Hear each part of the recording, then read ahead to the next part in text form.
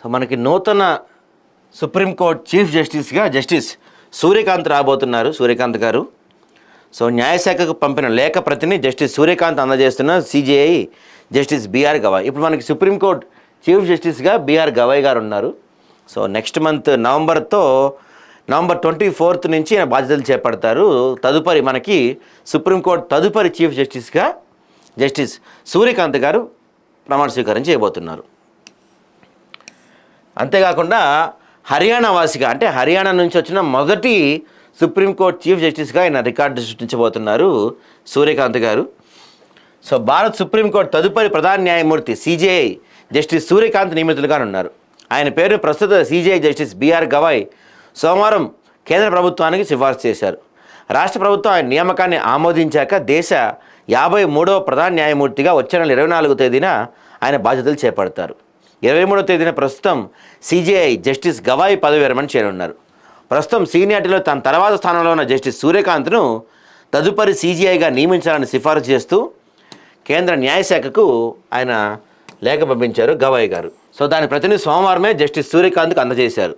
Supreme court 53వ ప్రధాన న్యాయమూర్తి పదవికి సీనియర్ జడ్జి అయిన జస్టిస్ సూర్యకాంత్ పేరును సిజేఐ జస్టిస్ బిఆర్ గవాయ్ సిఫారసు చేశారు. సో ఆయనది 14 నెలల పదవీ కాలం ఉండబోతుందండి.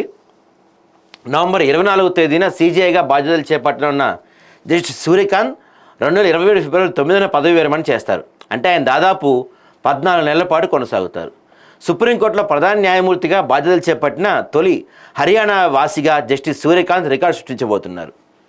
చిన్న పట్టణంలో ఆయన లైఫ్ స్టోరీ గురించి ఒకసారి సూర్యకాంత్ గారి లైఫ్ స్టోరీ గురించి చూస్తే, చిన్న పట్టణంలో న్యాయవాది వృత్తి జీవితాన్ని ప్రారంభించి దేశ అత్యున్నత న్యాయస్థాన ప్రధాన న్యాయమూర్తిగా బాధ్యతలు చేపట్టనున్న జస్టిస్ సూర్యకాంత్ 1962 ఫిబ్రవరి 10న హర్యానా హిసార్ జిల్లాలోని మిడిల్ క్లాస్లో పుట్టారు.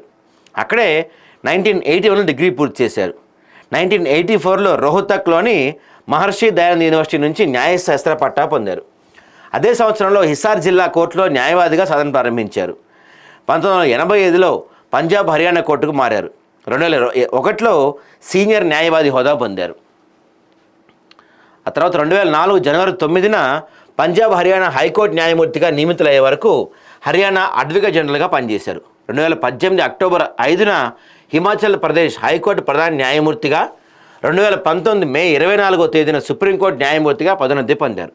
2011లో ఆయన కురుక్షేత్ర విశ్వవిద్యాలయం నుంచి న్యాయశాస్త్రంలో పీజీ కూడా చేశారంటండి. సో ఈ కీలక తీర్పుల్లో భాగస్వామ్యం అయ్యారు. మనకి ఒకసారి వాటి గురించి చూస్తే సూర్యకాంత్ గారు ఇప్పటివరకు ఎటువంటి తీర్పుల్లో ఇచ్చారో ఆయన ఒకసారి చూస్తే కనుక మనకి 2 దశాబ్దాలుగా వివిధ ధర్మాసనాల్లో పనిచేసిన జస్టిస్ సూర్యకాంత్ పలు కీలక తీర్పుల్లో భాగస్వామిగా ఉన్నారు.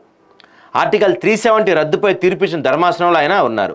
దీంతోపాటు వాక్ స్వతంత్రం, అవినీతి, బీహార్ ఓటర్ల జాబితా, పర్యావరణం, లింగ సమానత్వం వంటి అంశాలైన కీలక తీర్పులు ఇచ్చారు. బ్రిటిష్ కాలం నాటి దేశద్రోహ చట్టాన్ని నిలిపివేస్తూ ఇచ్చిన తీర్పులో జస్టిస్ సూర్యకాంత్ భాగస్వామి.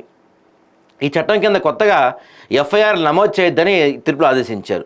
దాంతోపాటుగా ఇప్పుడు దేశం మొత్తం మీద హాట్ టాపిక్ అవుతున్న అంటే బీహార్లో ప్రత్యేక ముమ్మరణ సవరణలో 65 లక్షల మంది ఓటర్లను తొలగిస్తూ ఎన్నికల సంఘం తీసుకున్న నిర్ణయం పైన ధర్మాసనం తీర్పు చెప్పింది. తీసేసిన వారి పేర్లను బహిరంగపరచాలని ఆదేశించింది. సుప్రీంకోర్టుతో పాటు అన్ని కోర్టుల బార్ అసోసియేషన్లో 3వ వంతు సీట్లను మహిళలకు కేటాయించాలని కూడా ఈయన ఆదేశించారంట గతంలో. ఇక సైనిక దళాల్లో ఒకే ర్యాంక్, ఒకే పెన్షన్ విధానాన్ని సమర్థిస్తూ అది రాజ్యాంగపరంగా చెల్లుబాటు అవుతుందని జస్టిస్ సూర్యకాంత్ తీర్పు చెప్పారు.